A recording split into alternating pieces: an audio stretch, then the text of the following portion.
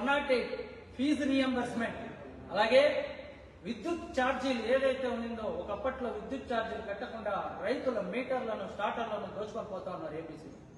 ఈ రోజు మొత్తం రైతులకు కూడా ఫ్రీ కరెంట్ ఇచ్చింది ఎవరైనా అంటే అది కాంగ్రెస్ పార్టీ. విద్యుత్ బకాయిల్ని మాఫీ చేసింది కాంగ్రెస్ పార్టీ. ఇంతకు ముందు ఆరోగ్యశ్రీ కింద కొన్ని లక్షల మందికి, కొన్ని వేల మందికి గుండె ఆపరేషన్లు కానీ, కొన్ని లక్షల మందికి వాళ్ళకు ఒళ్ళు బాగలేదంటే, అనారోగ్యాలు పాలవుతా ఉంటే వాళ్ళకి ట్రీట్మెంట్ చేస్తా ఉండేది కేవలం ఒక ఆరోగ్యశ్రీ వల్లనే.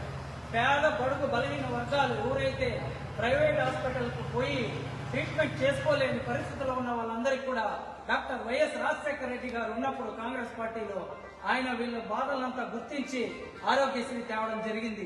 ఇది మన కాంగ్రెస్ పార్టీ పేటెంట్. ఇది మీరు అందరికీ కూడా చెప్పాల్సి ఉంటుంది. అలాగే ఫీజు రియంబర్స్మెంట్ మీరు చూస్తుంటారు. కరువు కాటకాలు వచ్చి ఒక రైతు ఒక బిడ్డని చదివించుకోలేకుండా పొలాలు అమ్ముకొని బిడ్డల్ని చదివించుకుంటా ఉన్నారు. ఎవరో ఉన్నతమైన కుటుంబాలు మాత్రమే ఇంజనీర్లుగా, డాక్టర్లుగా, గవర్నమెంట్ ఎంప్లాయీలుగా అవుతా ఉన్నారు. ఎందుకంటే వాళ్ళ వరకే చదువుకోగలుగుతారు. అలాంటి దాన్ని ప్రతి ఒక్క పేద బడుగు బలహీన వర్గాలకి, ఎస్సీలకి, ఎస్టీలకి, అణగారిన వర్గాలందరికీ కూడా చదువుని దగ్గర చేసిన ఏదైనా ప్రభుత్వం ఉందంటే అది కేవలం కాంగ్రెస్ పార్టీ ప్రభుత్వమే. కాంగ్రెస్ పార్టీ వల్లనే ఫీజు రియంబర్స్మెంట్ తేవడం జరిగింది. పేద రైతు కూడా వాళ్ళ బిడ్డల్ని, కొడుకునో కూతురునో ఇంజనీర్లను, డాక్టర్లుగా చేసుకుని ఈ రోజు వాళ్ళు అత్యధికంగా సంపాదించుకోగలుగుతా ఉన్నారంటే, పేదరిక నిర్మూలన జరిగిందంటే అది కేవలం కాంగ్రెస్ పార్టీ వల్లనే.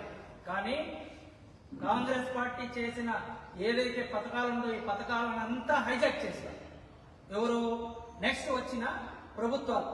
ఈ కాంగ్రెస్ పార్టీని మరుగున పడేయన్నారు. కాంగ్రెస్ పార్టీ రాష్ట్రం విభజించింది అనే ఒకే ఒక తప్పుని ముందర పెట్టుకొని కాంగ్రెస్ పార్టీని దూషించినారు, కాంగ్రెస్ పార్టీని వెనక్కి నెట్టినారు. ప్రజలు కూడా దాన్ని నమ్మేసినారు. ప్రతి ఒక్క పార్టీ కూడా రాష్ట్ర విభజనకి లెటర్ ఇచ్చింది.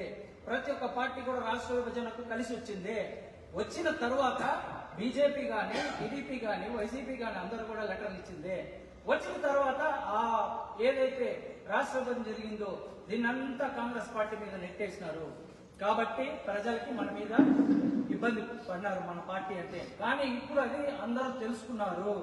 కాంగ్రెస్ పార్టీ వల్లనే ప్రజలకు మేలు జరుగుతుంది. కాంగ్రెస్ పార్టీ వల్లనే ఎస్సీ, ఎస్టీ, బడుగు బలహీన వర్గాలకి, అణగారిన వర్గాలకి, కింది స్థాయి వర్గాలకు కూడా పథకాలకు చేరాలంటే కేవలం కాంగ్రెస్ పార్టీ వల్లనే అందరూ అవగాహనకు వచ్చినారు.